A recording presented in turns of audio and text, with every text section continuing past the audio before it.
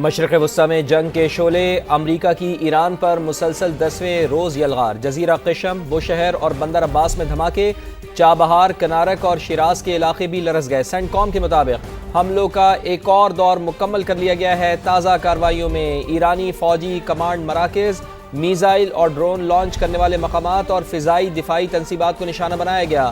امریکی حملوں پر ایران کے جوابی وار، کویت میں علی السالم ایئر بیس کو نشانہ بنایا، بحرین میں محرق بیس پر حملہ کیا گیا۔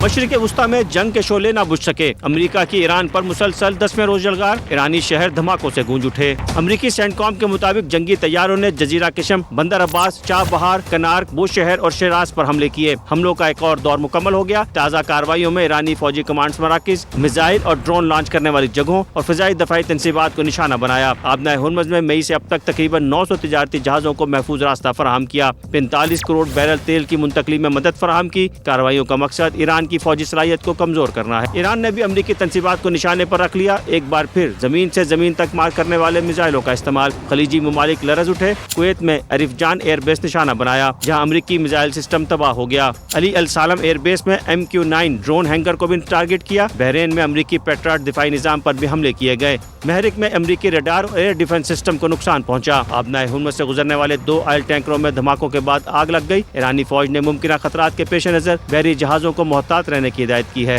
امریکی فوج نے اردن میں ہلاک 2 فوجیوں کی شناخت ظاہر کر دی۔ 25 سال کا فرسٹ لیفٹیننٹ ٹائلر جیمز اور 19 سال کی ایزابیلا گونزالس شامل۔ پینٹاگون کی رپورٹ کے مطابق جاری رواں ماہ ایران سے جنگ میں 100 امریکی فوجی زخمی ہوئے، 96% نے دوبارہ ڈیوٹی جوائن کر لی۔ آپریشن ایپک فیوری کے دوران 17 امریکی فوجی ہلاک، 427 زخمی ہوئے۔ نیو یارک ٹائمز کے مطابق پینٹاگون نے ایران جنگ میں زخمی درجنوں امریکی فوجیوں کی تفصیلات ظاہر نہیں کی۔ اردن میں متعدد امریکی فوجی زخمی اور ہیلی کاپٹر متاثر ہوئے۔ امریکی حکام کا کہنا ہے کہ معلومات آپریشنل سیکیورٹی کے باعث پبلک نہیں کی گئیں۔ جنگ میں اب تک 1700 سے زائد ایرانی شہریوں کی اموات رپورٹ ہوئی ہیں۔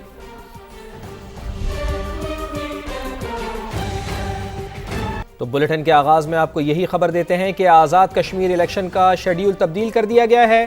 اب انتخابات 3 مرحلوں میں کرائے جائیں گے۔ Chief election commissioner Azad Kashmir نے کہا ہے انتخابات میں سیکیورٹی کے لیے فوج اور دیگر اداروں کو تعینات کیا جائے گا۔ اہم خبر آ رہی ہے۔ بالکل، آپ کو اپڈیٹ کریں کہ آزاد کشمیر الیکشن کا شیڈیول تبدیل کر دیا گیا ہے۔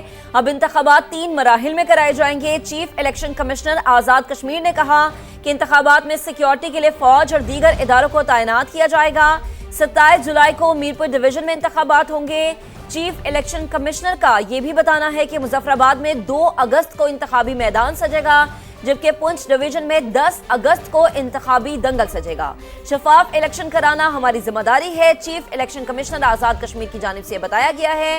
انہوں نے کہا کہ سیکیورٹی کے لیے فوج اور دیگر اداروں کو تعینات کیا جائے گا۔ تو آپ کو اپڈیٹ کر رہے ہیں کہ آزاد کشمیر کا جو الیکشن شیڈول ہے وہ تبدیل کر دیا گیا ہے اور آزاد کشمیر میں انتخابات 3 مراحل میں کرائے جانے کا اعلان کیا گیا ہے۔ بالکل، 27 جولائی کو میرپور ڈویژن میں انتخابات ہوں گے، چیف الیکشن کمشنر کا ایسا بتانا ہے۔ اسی پر بات کرتے ہیں، سما کے نمائندے امیر الدین مغل ہمارے ساتھ موجود ہیں۔ امیر الدین مغل، تفصیلاً بتائیے کہ chief election commissioner Azad Kashmir نے کیا بتایا ہے انتخابات کے ری شیڈیول ہونے سے متعلق؟ جی بالکل، چیف الیکشن کمشنر نے جو پریس کانفرنس کیا ہے جسٹس ریٹائرڈ غلام مصطفیٰ مغل نے، انہوں نے بتایا کہ سیکورٹی جو وجوہات ہیں اس کی وجہ سے جو ہے شیڈول میں ترمیم کی گئی ہے۔ اب جو ہے 27 کو تمام آزاد کشمیر میں اور مہاجرین کے حلقوں میں انتخاب نہیں ہوں گے، صرف جو ہے میرپور ڈویژن کے 3 اضلاع جو ہیں ان میں انتخاب ہوگا۔ اسی طرح 2 اگست کو پھر انتخابات مظفر آباد ڈویژن کے 3 اضلاع میں ہونا ہے اور ساتھ ساتھ 12 جو مہاجرین حلقے ہیں پاکستان مقیم مہاجرین کے ان میں ہونا ہے، اور اسی طرح 10 تاریخ جو ہے 10 اگست کو پونچھ ڈویژن کے 4 اضلاع میں انتخابات کرائے جائیں گے۔ اور انہوں نے یہ بتایا کہ انتخابات کی جو نگرانی ہے سیکورٹی کے لیے جو ہے پاک فوج اور دیگر فورسز جو ہے رینجر بھی طلب کی گئی ہے، اور اگلے 2-3 دن میں ان کی موومنٹ جو ہے وہ شروع ہو جائے گی، ان کی آمد شروع ہو جائے گی۔ اور انہوں نے کہا کہ جو انتخابات کرائے جائیں گے مرحلہ وار، اسی دن شام کو ان کے جو ہے نتائج جو ہے وہ بھی جاری کر دیے جائیں گے۔ اس کے علاوہ انہوں نے یہ بھی بتایا کہ جو بین الاقوامی مبصرین ہیں، میڈیا ہے، ان کو یہاں آنے کی انتخابات کے موقع پر کھلی اجازت ہے، وہ آ کر دیکھ سکتے ہیں۔ اور انتہائی جو ہے وہ سیکورٹی کے اچھے انتظامات کیے جا رہے ہیں، بہتر انتظامات کیے جا رہے ہیں تاکہ ٹھیک ہے، بہت شکریہ تفصیلاً آپ نے آگاہ کیا امیر الدین مغل۔ سابق وزیر اعظم آزاد کشمیر سردار عتیق نے مرحلہ وار انتخابات کرانے کے فیصلے کو خوشائند قرار دیا۔ سما سے گفتگو میں امید ظاہر کی کہ تمام سیاسی جماعتیں خوش دلی سے فیصلہ قبول کریں گی۔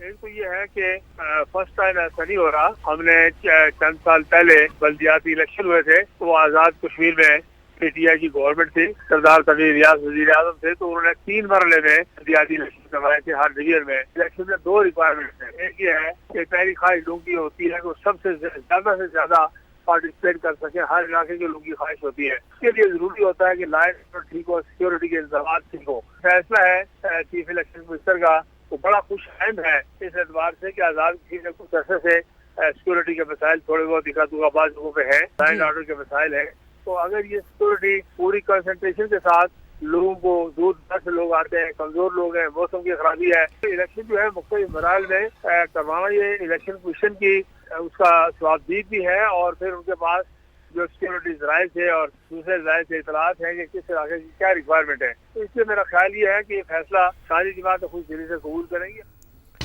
جی بہت شکریہ آپ کا، آپ نے ہم سے گفتگو کی۔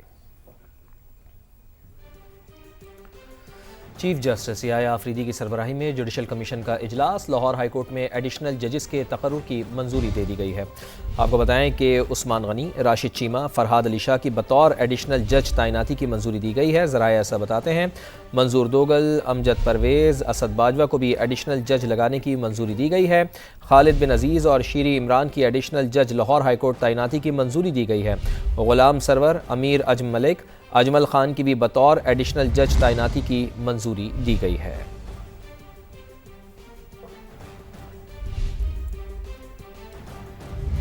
قومی عدالتی پالیسی ساز کمیٹی نے national judicial reforms frame work کی منظوری دے دی ہے۔ فریم ورک میں قابل پیمائش کارکردگی کے معیارات اور بین الاقوامی معیار شامل کیے گئے ہیں۔ مزید بات کریں گے اپنے نمائندے سہیل رشید نے ہمیں جوائن کیا ہے۔ سہیل، کیا ڈیٹیلز ہیں؟